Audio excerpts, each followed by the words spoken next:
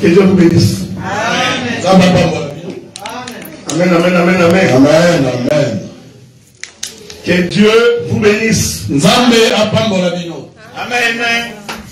Je te salue, ma soeur Maravilla. Est-ce que tu peux te mettre debout pour que l'assemblée te voie?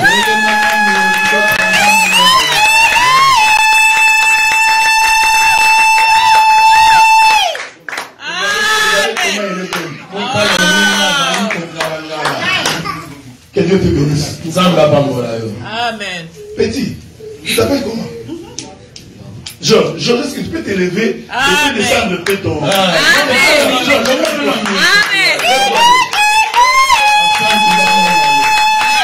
Voilà, lève-toi, Georges.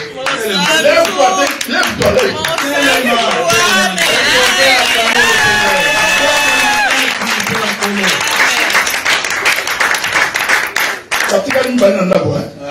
Mon quoi? Dimanche, tu vas récupérer. Ouais, le dimanche prochain, on va le récupérer. Amen, amen, amen. Que Dieu vous bénisse beaucoup. Il y a un frère ici qui s'appelle Me Voici. Donc, comment on parle comme on est? Me Voici. Donc, quand Dieu l'appelle, frère, Me Voici. Frère, Me Voici. Est-ce que tu peux te dire?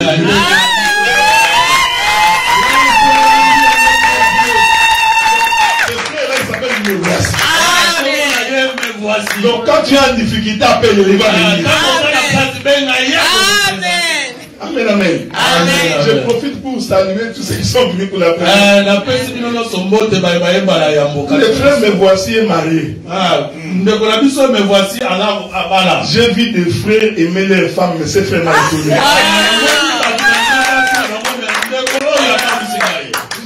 Je te salue, maman Esprit. Parce que nous avions mangé chez elle, bien mangé. Je n'ai pas voulu publier parce que vous allez les vrais missionnaires, quoi.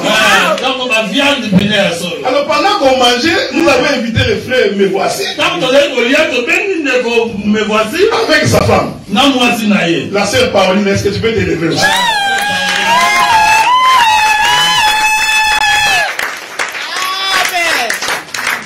Maman Angèle nous manque. Maman Angèle a donc ces frères ont refusé de s'asseoir. Jusqu'à ce que sa femme s'assoie, il est avant. Moi j'étais étonné, j'ai dit frère. Mais tu aimes vraiment.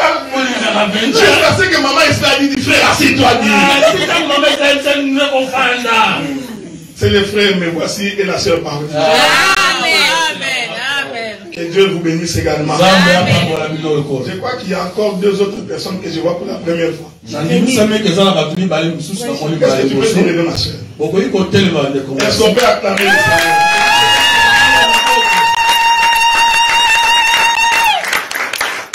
L'Éternel est bon, hein? Pendant que maman Angèle est absente, avec tous les enfants, on les a remplacés. Par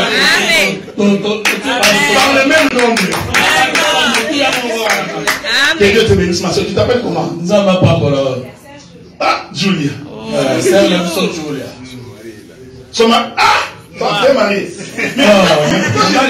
Pourquoi j'étais levé avant l'homme? Pourquoi tu aimes comme ça?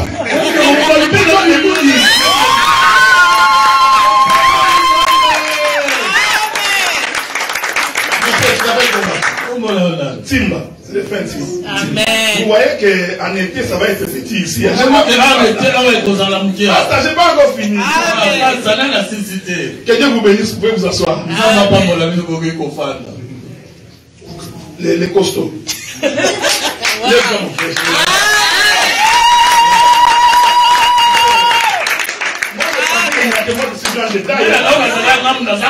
Mais il y a un peu costaud ici. Si on veut me menacer, tu peux te finir là. Tu t'appelles comment, mon frère? Je m'appelle Frère Jérémie. Frère Jérémie. Nous te saluons dans les précieux noms.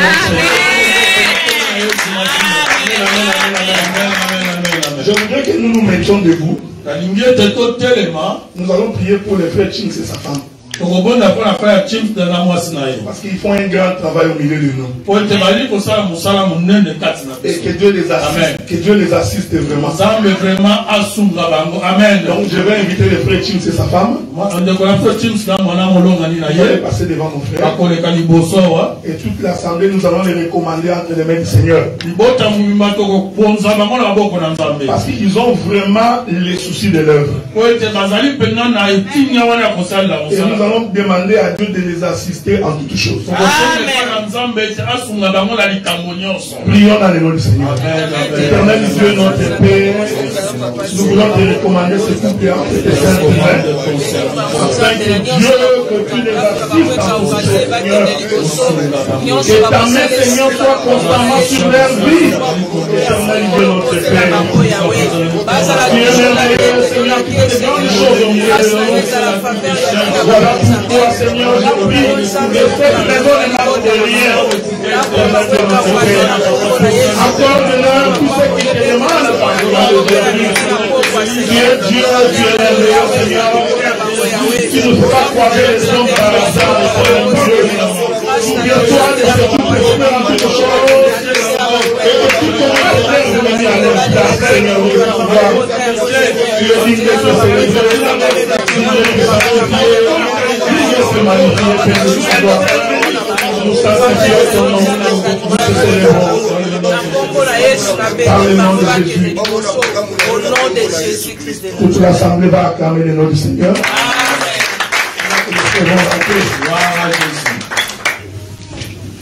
Amen, amen. Amen. Je ne sais pas par où commencer. Mais je prie que le Saint-Esprit puisse nous diriger. Donc, parce que nous préparons un grand événement au mois de juin. Et nous allons organiser une grande fête. L'idée est que nous louons une grande salle. Et ces jours-là, nous allons tous venir bien habillés. Nous tiendrons une petite réunion avec les mamans après le culte. Pour que nous puissions voir la faisabilité de cette chose. Que ce soit véritablement une fête de l'Éternel. Parce que nous avons prévu qu'on les fait le 15 juin à Gatineau. Et vers le 30 juin à Montréal. Et puis, on a le 30 juin à Montréal. Parce que nous allons déplacer toute l'équipe de Gatineau pour qu'ils descendent. Nous ferons des invitations, nous vous donnerons que vous allez distribuer. Les gens viendront pour la fête. Ne lui dis pas qu'il vient pour écouter la parole, non.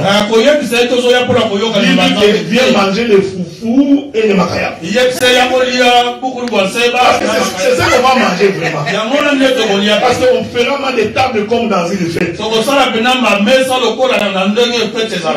de fête à n'y autoté. Non, on va faire une bonne fête. Pendant qu'il sera en train de manger beaucoup de banseka là, le pasteur Marcel va envoyer la parole. Comme ça le foufou descendra. La parole aussi descendra. Amen, amen. Amen. Donc à partir de dimanche prochain, tout ce que Dieu te mettra entre les mains, viens nous donner. Parce que ce ne sont pas ces instruments qu'on va utiliser. Nous allons louer les véritables instruments. Et nous louerons le Seigneur parce qu'il nous a fait du bien. Souviens-toi, toi qui as traversé le Brésil à pied. Panama par les océans. Certains sont morts dans cette chaîne-là. Mais toi tu es arrivé. Ce n'est pas parce que tu es plus spécial que les autres. C'est tout simplement parce que Dieu t'a fait grâce. À cause de cela, nous allons célébrer son. Amen, amen, amen. Je vais continuer toujours dans les combats spirituels. Comme le pasteur Marcel avait déjà commencé, je voudrais rester dans le même thème pour que nous ne puissions pas nous disperser. Nous prendrons le livre d'Exode dans son chapitre 17. Exode chapitre 17. Exode chapitre 17. Exode chapitre 17.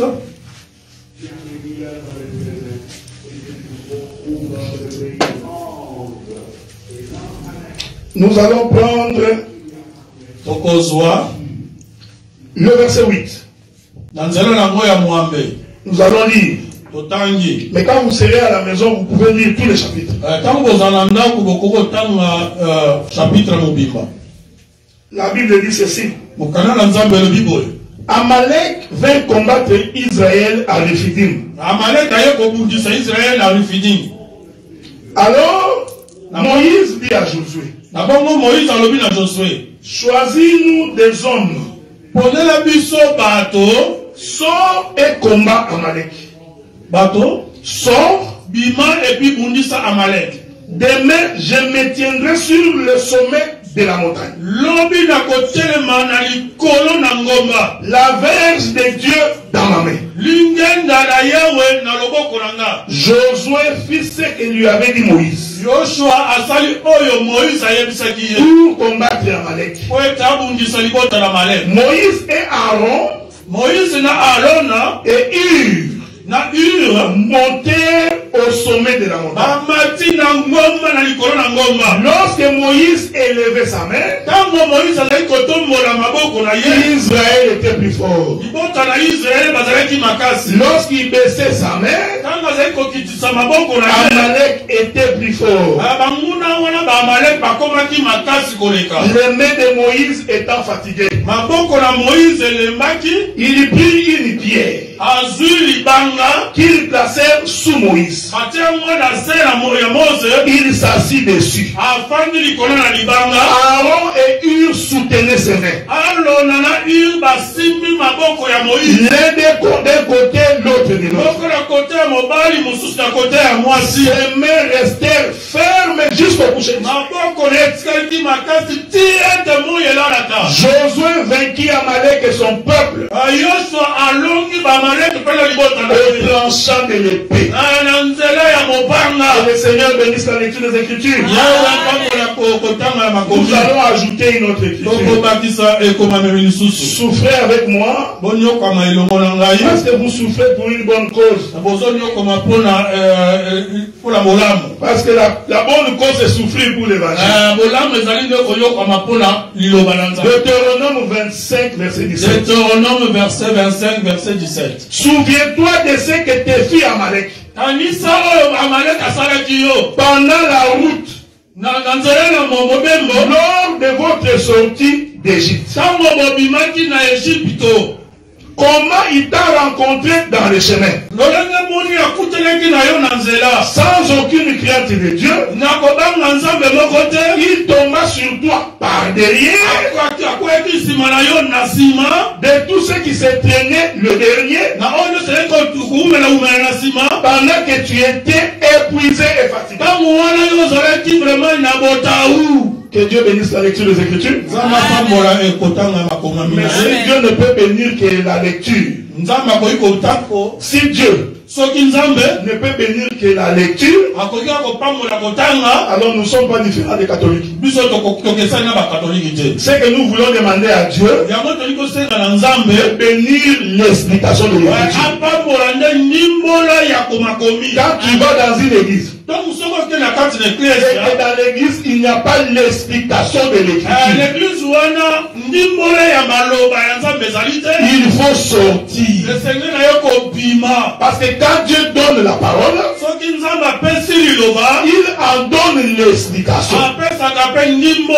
C'est pourquoi quand Pharaon a eu un songe en Égypte, il a dit trouvez-moi quelqu'un qui sera capable de m'expliquer mon songe. Quand le songe n'est pas expliqué, le le peuple ne peut pas être sauvé, je voudrais attirer votre attention pour ne pas fréquenter n'importe quel lieu. On s'attache à ces dieux qui donnent l'explication de l'écriture. La Bible dit qu'un jour, Dieu croise Gédéon. Il dit, vaillant héros, il va aller délivrer Israël. Gédéon posait la question, comment cela va être possible? Parce que moi je suis de la famille que l'on considère pas Israël. Je voudrais te dire bien aimé dans le Seigneur, même si le monde te néglige, même si la famille trouve que tu ne vaux rien, mais quand Dieu t'a choisi, il va devenir la source de bénédiction de beaucoup de gens. Même si le monde peut te haïr, ne t'en fais pas. Si tu as la promesse de Dieu, cela te suffit pour marcher avec l'Éternel. Les combats ne peuvent pas t'empêcher de marcher avec Dieu. D'ailleurs, les gens qui ont les promesses de Dieu, ce sont les gens qui sont les plus combattus. Parce que le diable ne veut pas que tu réalises ce que Dieu a mis dans ta vie. Quand tu vois les combats dans ta vie, il ne faut jamais te fatiguer. Au contraire, les combats vont te prouver que j'ai Dieu avec moi. Est-ce que vous me suivez? Le combat ne peut pas nous décourager. Le combat doit être pour nous un motif pour servir. Donc chaque fois que tu as des difficultés, dis-toi que c'est un sujet de combat. Et comprends que le diable est en train de te battre, de te combattre. Écoutez bien aimé dans le Seigneur. Donc Gédéon s'est posé la question, comment cela va être possible? Alors Dieu dit à Gédéon, entre dans la ville. Gédéon entre dans la ville. Il trouve des individus en train de causer. Gédéon ne le connaissait pas. Gédéon se met à côté. Il écoute des individus en train de parler. Un des individus avait eu un songe. Mais là il explique à son frère son songe. Il dit, pendant que j'ai rêvé, j'ai vu un gâteau, un pain de raisin. Le gâteau était en train de rouler. Et le gâteau va frapper une maison. Et la maison est renversée dessus. L'homme a regardé cet homme. Il dit, le pain que tu as vu là, maintenant il interprète les songes. Pendant ce temps, Gédéon ne faisait qu'écouter. Parce que Dieu voulait lui donner l'assurance que je suis avec toi. Mais l'assurance est venue dans l'interprétation du songe. Si l'écriture n'est pas interprétée, personne ne peut avoir la foi. La foi vient par l'interprétation de l'écriture. C'est lui qui a écouté les songes. Il dit en réalité l'épée que tu as vue là, c'est l'épée de Gédéon. Donc, mon père, ce que tu as vu là, l'épée là, c'est une épée. Amen. Est-ce que vous me suivez, frère? Nous disons ceci. La parole est une épée. Celui qui a la parole, il vaincra ses ennemis.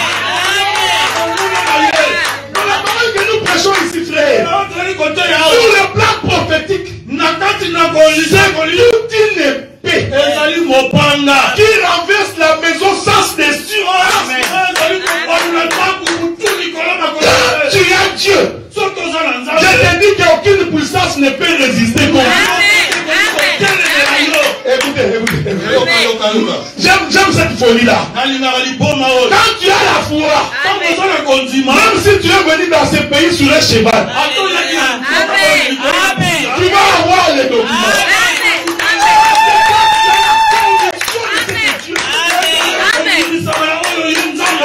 C'est lui qui a l'assurance de Dieu. Il ne tremble pas devant les ennemis. Que les gens s'élèvent, que les tempêtes s'élèvent. C'est lui qui a Dieu. Il reste calme. Parce qu'il sait que Dieu lui donnera toujours la victoire. Je voudrais vous rappeler que la Bible dit: nous ne nous battons pas contre la chair et le sang. Ne combat jamais ton frère. Ne jamais haïr ton frère. Parce que le combat qui te livre là, en réalité c'est une possession de mauvais esprits. Je voudrais dire une chose, frère. Quand tu sais quelqu'un qui te combat, Dieu évite que tu puisses les haïr. Parce que si tu les haïs, en réalité tu t'es détaché de la voix de Dieu. À ce moment-là, c'est toi qui deviens faible. Est-ce que vous comprenez ce que je dis? Même si ton frère te critique, fais l'effort de ne pas les haïr. Cet exercice n'est pas facile. Si tu n'as pas l'aide de Dieu, c'est pourquoi, frère, ayez toujours à l'esprit que ce sont les princes du monde des ténèbres qui te combattent. À ce moment-là, tu ne vas pas haïr ton frère. Est-ce que vous comprenez ça, frère? Aimez vos ennemis.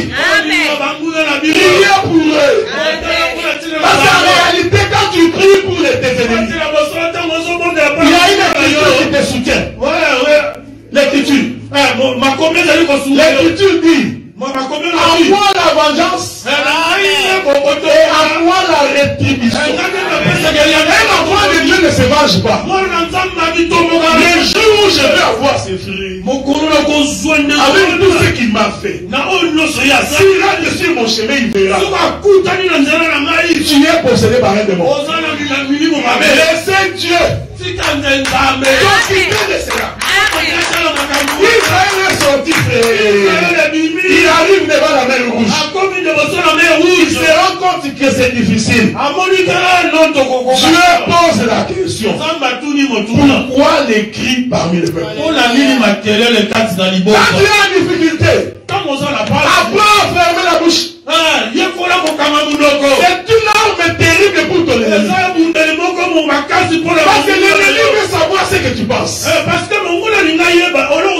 Il veut savoir quelles sont les stratégies que tu as. Mais quand tu te tiens calme, l'ennemi est dans le trouble parce qu'il ne comprend rien.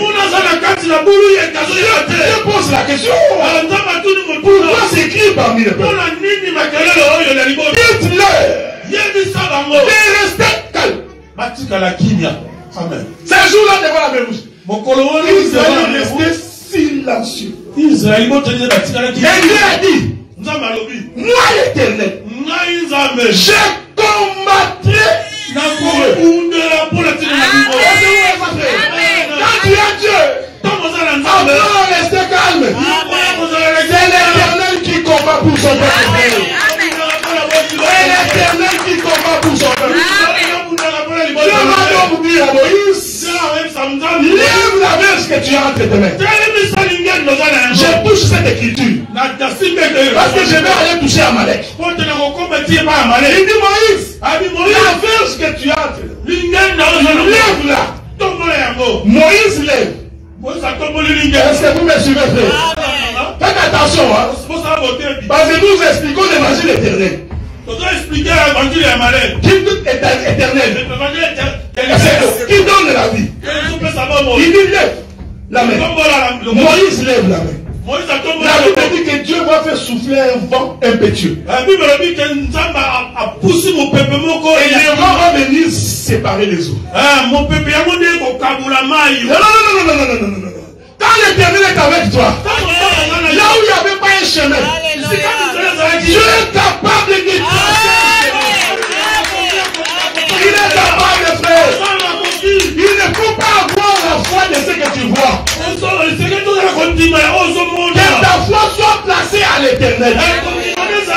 Même quand tu ne vois pas d'issue, tu ne vois pas du travail, tu ne vois pas les mariages, tu ne vois rien. Mais la Bible dit, place ta confiance à l'Éternel. Là où il n'y a pas de chemin, il est capable d'ouvrir un chemin. Seulement pour toi. Je disais à un frère, tu es capable d'arrêter tout Canada juste pour toi. Les dieux que tu vois là, on peut dire ceci. Toutes les frontières sont fermées. Personne n'entrera, personne ne sortira. Tu es capable de prendre juste pour toi. Demander à Trudeau.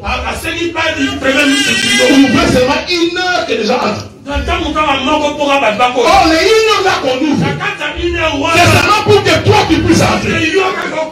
Vous savez, un jour, Israël combattait. Le combat était difficile.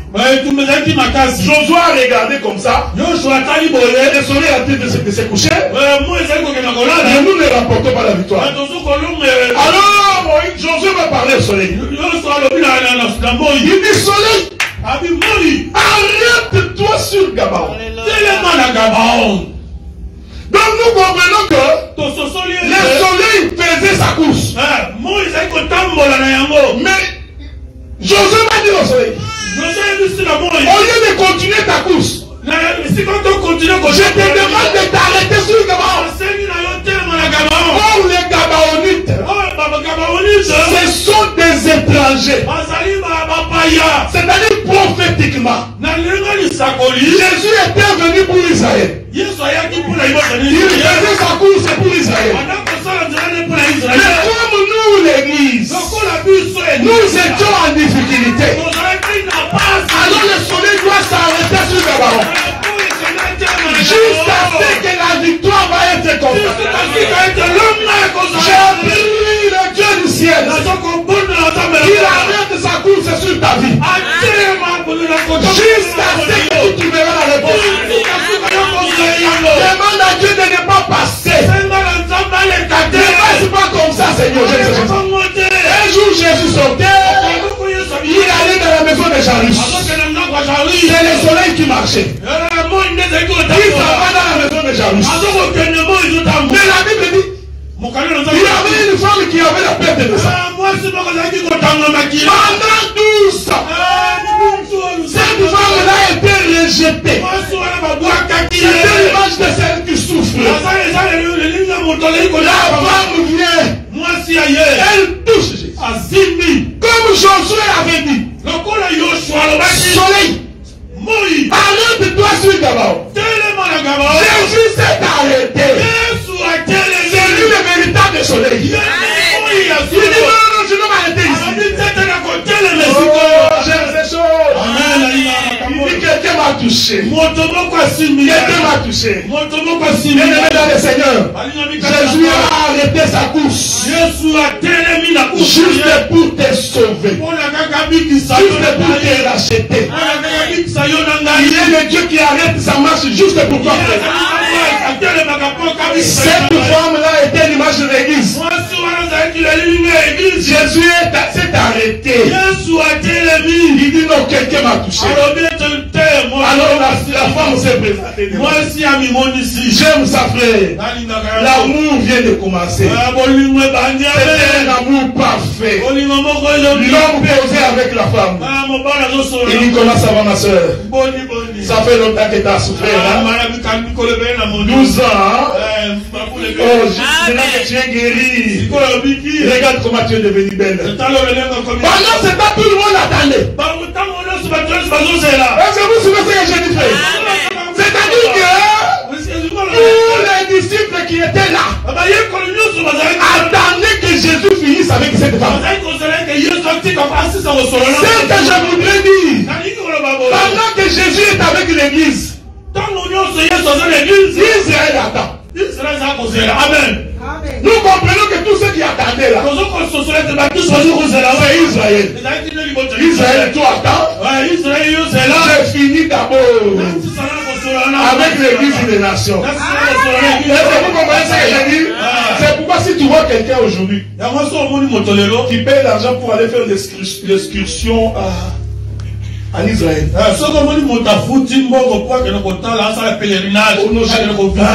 Je vais entrer dans les tombeaux de Jésus. Quand je suis entré là-bas, j'ai senti. Comprenez qu'il ne comprend pas les Écritures. Il n'y a rien dans les tombeaux de Jésus. Parce que Jésus est en train de causer avec nous. Maintenant que nous parlons, Jésus est avec l'église.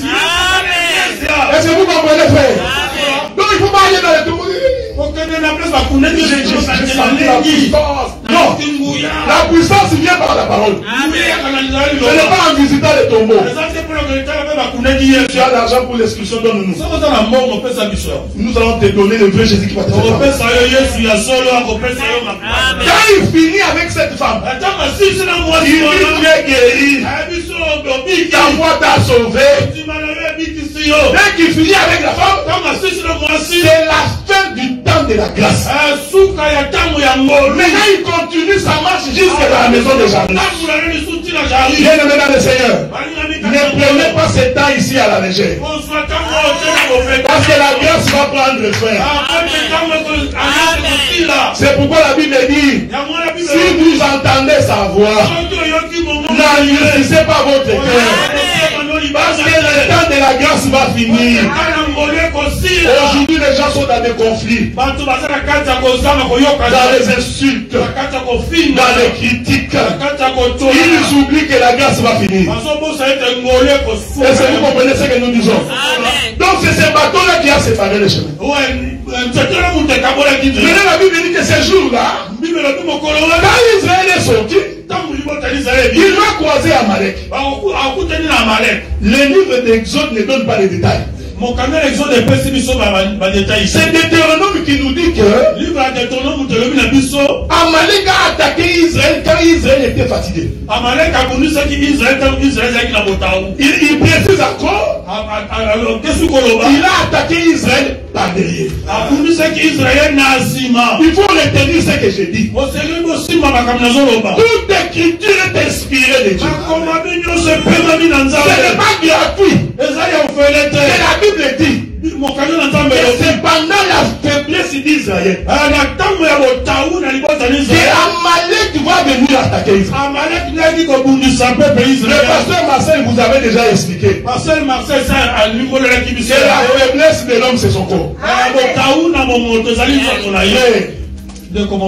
La chair de l'homme c'est la chose la plus dangereuse.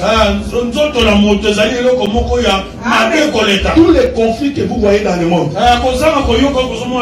c'est la chair de l'homme. Si tu vois quelqu'un insulté, c'est toujours sa chair.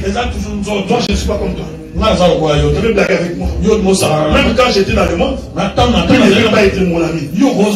Qu'est-ce qui parle comme ça? C'est la chair. Amen. Il s'habille très mal. Parce que vous savez, il faut, la Bible dit que la femme soit vêtue avec décence. Avec pudeur et modestie. En couvrant son corps. Cette chose est valable pour la femme et pour l'homme. Mais tu vas remarquer que la chair ne veut pas ça. La chair lui est fait des body. Même quand les ventres déjà devenus comme ça, effectivement les body. C'est la chair. Donc même si on dit mais c'est des sous pour garder. Il dit non. Moi j'ai fait les muscles. Est-ce que vous comprenez ce que j'ai dit, frère? Donc il trouve des frères. Lui quand il fait les biceps c'est pour lui. C'est pour lui. Mais quand il sort, il nous met des petits trucs pour qu'on voit il s'est battu. Tout ça c'est la chair. Il n'y a rien d'autre fait. Le combat de l'homme c'est sa chair. Quand on t'insulte, quand tu réagis, c'est toujours la chair. Non. Amen. Non, non. Les jours où j'aimais la voix, ses frères. Quand il avait parlé, il dit qu'il n'a pas de quand il a parlé là, moi, donc ça n'avait pas entendu. Non, on n'a pas quitté. Si c'est fait, rien encore sur moi. Qu'est-ce qui fait ça? C'est la chair. La chair ne demande jamais pardon. Vous voyez la chair, vous demandez pardon. Les gens ont pris l'habitude des Américains. Parce que cette habitude-là, ce n'est pas de Dieu. I'm sorry. Ah, je suis désolé. I'm sorry. Ce n'est pas un pardon. C'est une formule seulement. Mais dans son cœur, il n'a pas demandé pardon. Il veut pardon. Et c'est pardon qui vient du fond de cœur. Et la Bible dit ceci. C'est lui qui demande pardon. Et qui prend la décision de ne plus recommencer. C'est celui-là qui obtient la miséricorde. Donc le vrai pardon, c'est que quand j'étais insulté, je demande pardon, c'est avec la résolution de ne plus recommencer. Parce que si je recommence, en réalité Dieu ne m'a jamais pardonné. Parce que quand Dieu pardonne quelqu'un, il donne à cet homme la capacité de ne plus tomber dans le même pays. C'est pourquoi j'ai toujours dit ceci. Si ma faiblesse c'est le vol. Non, c'est le vol. Je suis un voleur. Et ça, moi, je demande pardon à Dieu, je suis incapable d'arrêter de voler. Un enfant de Dieu va demander la délivrance. Amen. Il va commencer à supplier le Seigneur. Seigneur, ce n'est pas ce que j'ai envie, mais je n'ai pas la capacité.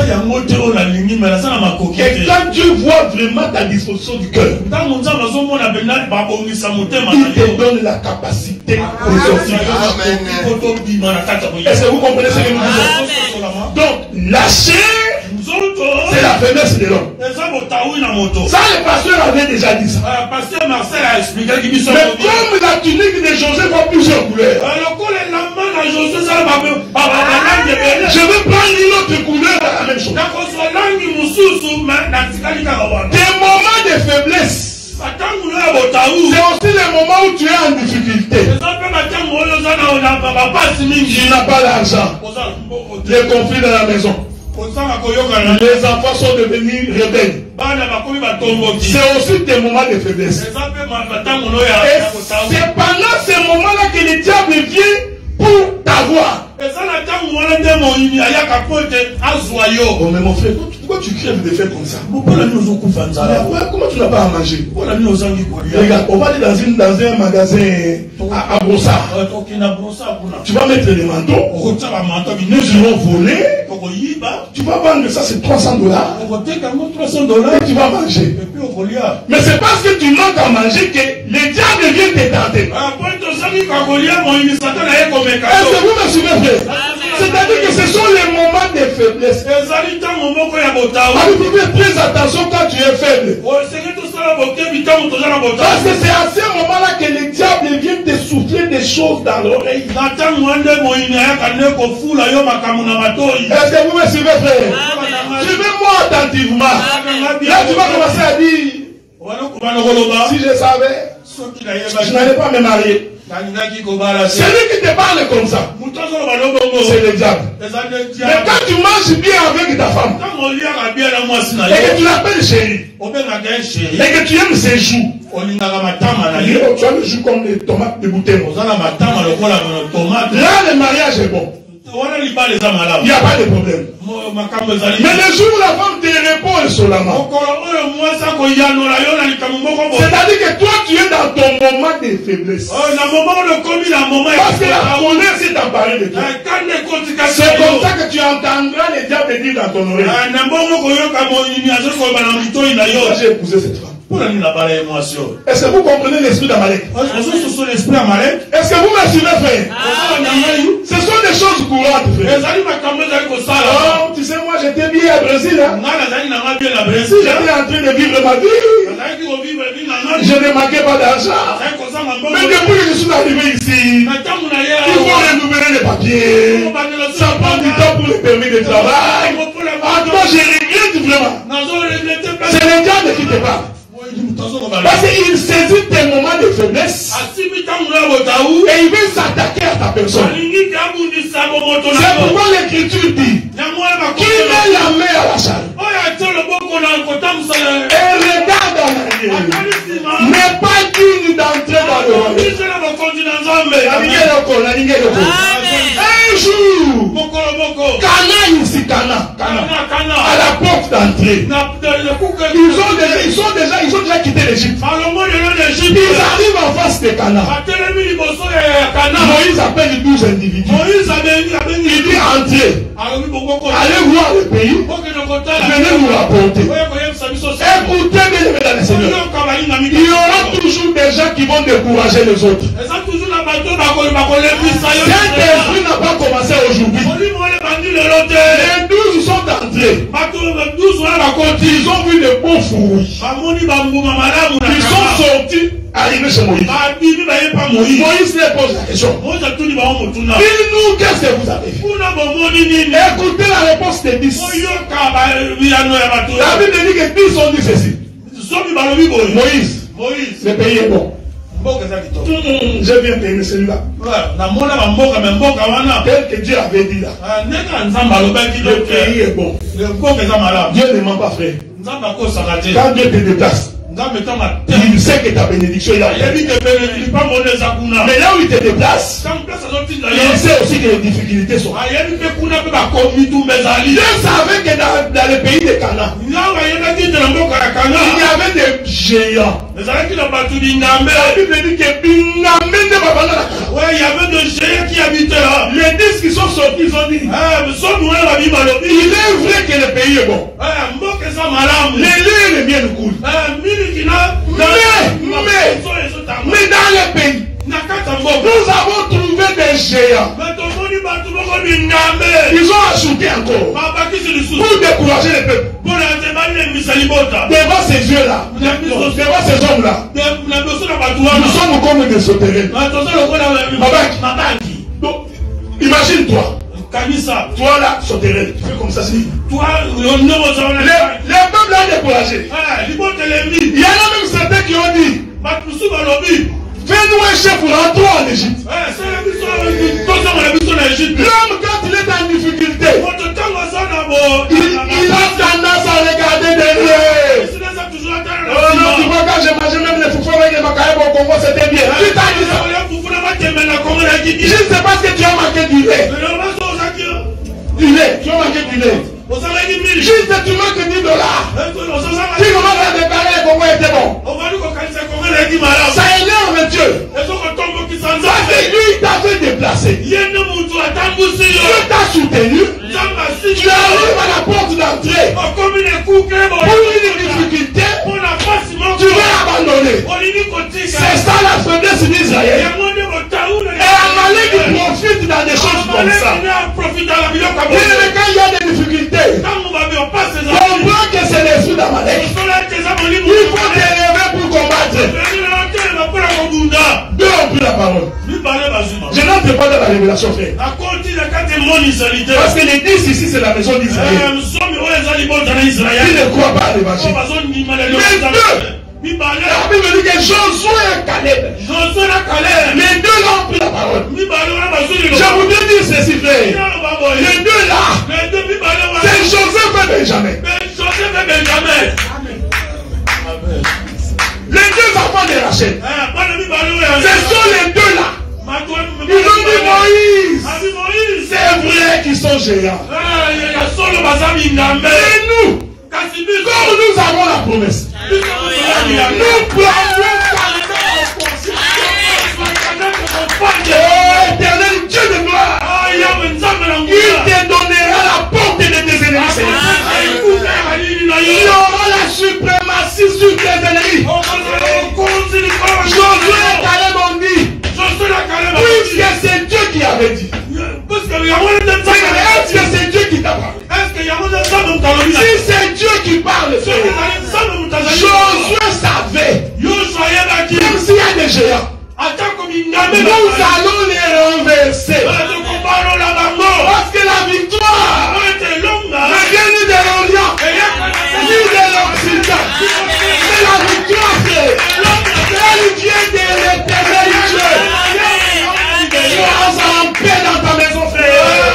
Même si tu as l'impression que ça ne marche pas, je t'informe que Dieu te donnera la victoire. Même si ça prend beaucoup de temps, l'Éternel apportera la solution. La Bible dit, il te dit qu'une chose arrive. Si ce n'est pas l'Éternel, est-ce que vous me suivez? Donc les moments de faiblesse, c'est aussi les moments de tes difficultés. Et c'est en ce moment-là qu'il y a Amalek qui te pousse. Deuxième élément, ils sont venus par derrière. Parce qu'il y avait en Israël des gens qui marchaient là-dedans. Vous savez, quand les diables veulent attaquer l'église, il n'attaque pas les gens qui ont la connaissance. Il ne vient pas en face. Amalek est venu par derrière. Si tu vois quelqu'un, il t'appelle derrière ton dos pour critiquer ton frère. Comprends que c'est l'esprit d'Amalek. J'ai toujours dit ceci, frère. J'ai toujours dit ceci.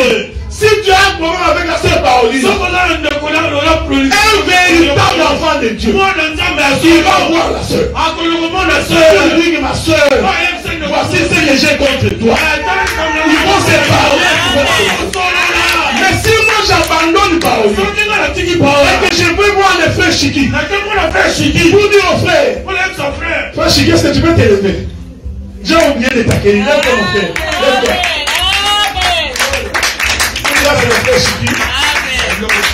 Il habite Bruxelles. Il est ici pour visiter sa mère. Que Dieu te bénisse mon frère. Regardez. Donc moi je laisse Paolina. Je m'en vais chez Chiki. Pour commencer à parler de Paolina.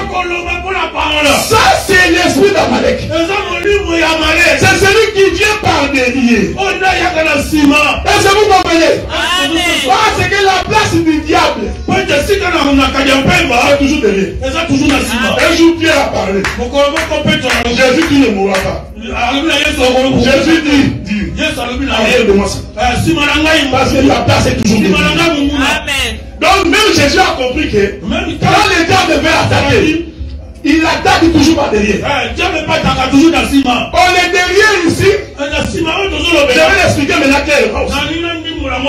Comme je suis là, c'est le frère Adela. Donc si tu m'appelles frère Adela, tu n'as pas péché.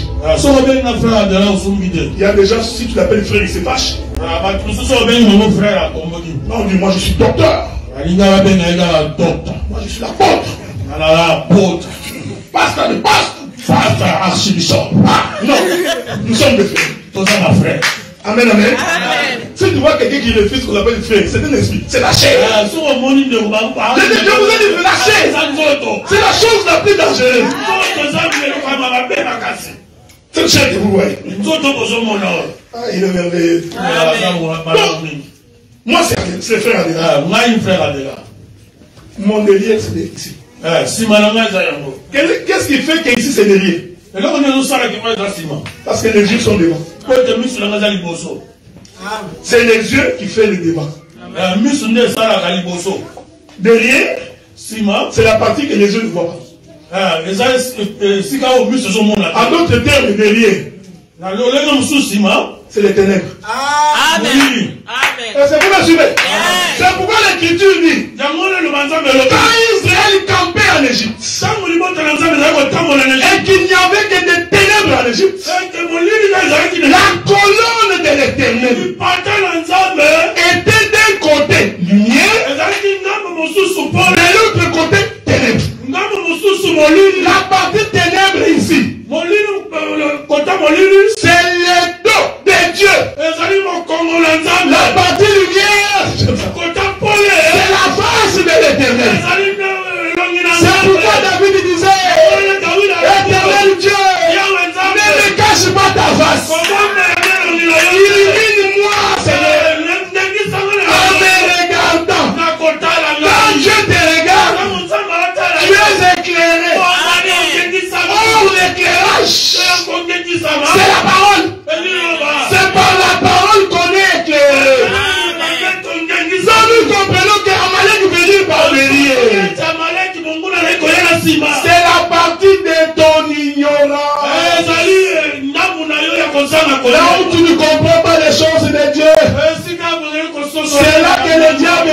s'introduire.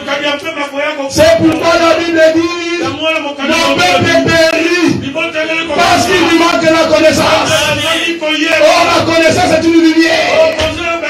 Donc, bien aimé dans le Seigneur, si tu ne connais pas la Bible, c'est vers toi que le diable viendra.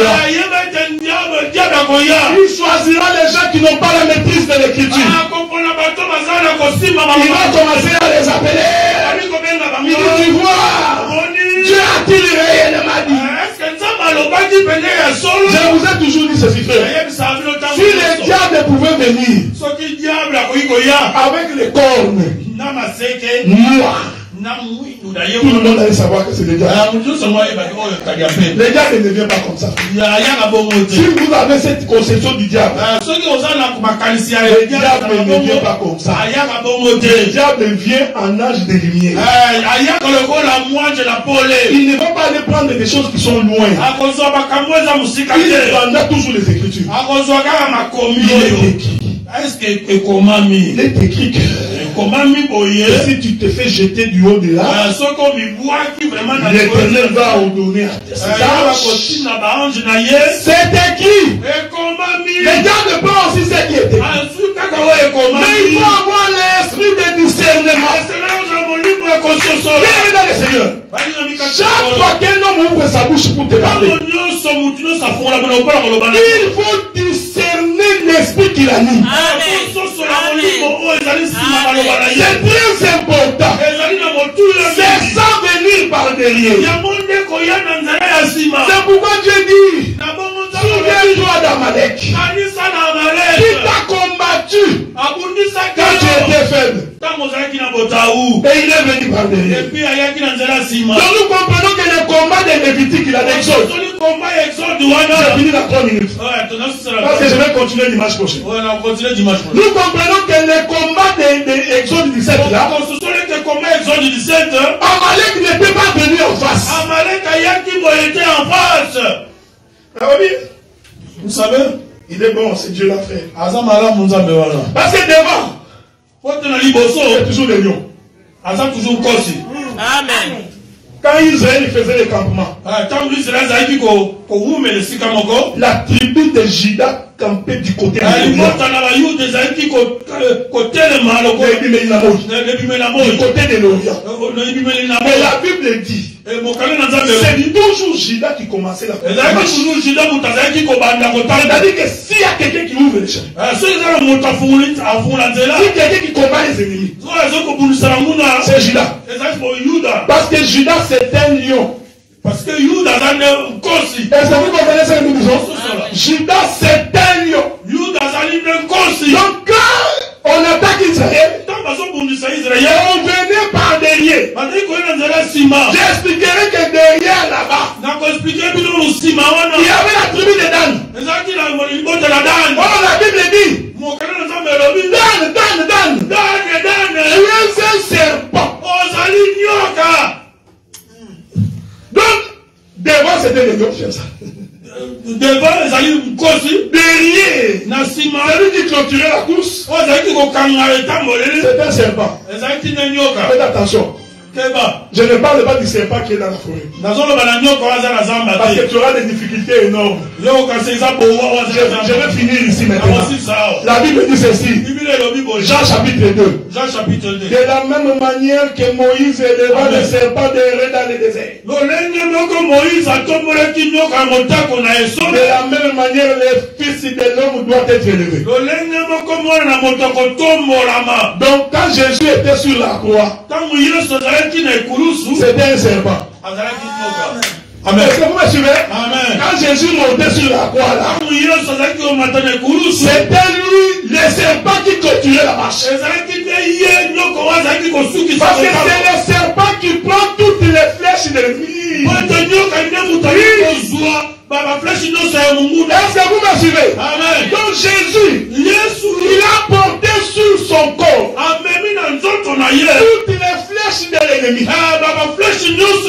Esaïe dit ceci.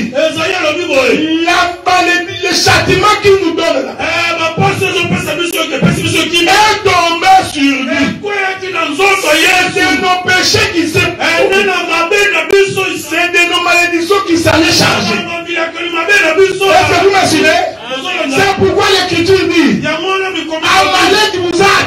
par derrière. Oh, en attaquant par derrière, Amalek n'a pas vaincu Israël. Pourquoi? Parce que celui qui était derrière, c'est la tribu de Dan. La tribu de Dan était serpent. En réalité, ce serpent-là, c'est la croix de Jésus. Je voudrais dire ceci, frère.